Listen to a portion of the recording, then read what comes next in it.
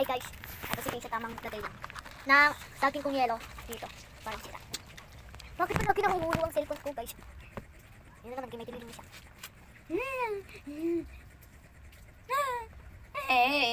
Wait lang guys.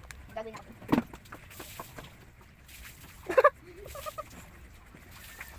may tik-tik daw siya. Tik-tik. Pumulit siya. Kukuha siya ng kutsara. Kasi guys. Tada! Pakita mo sa kanila.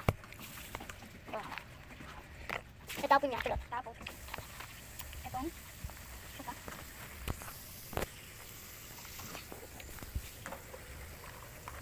Ang gagawin siya. Ay, if that's yummy.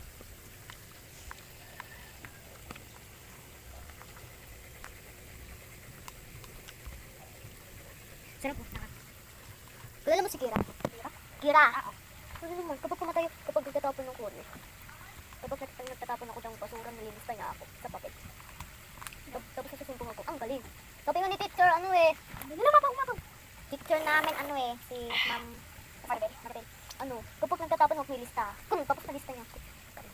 Pinabili niya, diba? Pinakita. Dahil sila laging utos ang niya. Kira. Tapos Arma. Tapos minsan ako. Minsan lang. Dati ko lagi, kasi ako lagi inuutosan. Pakapam. Okay. Siya, yung nagpalit ang teacher. Yung mas lapit na uwi na. Nag-practice, nagsayo pala kami. Kanina bawat subject eh. Math. Science. Mape. Sumasayaw kami. Kaya lagi ako. Oh.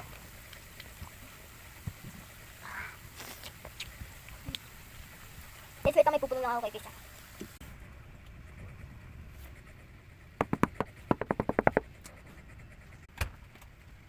So guys, yun tara.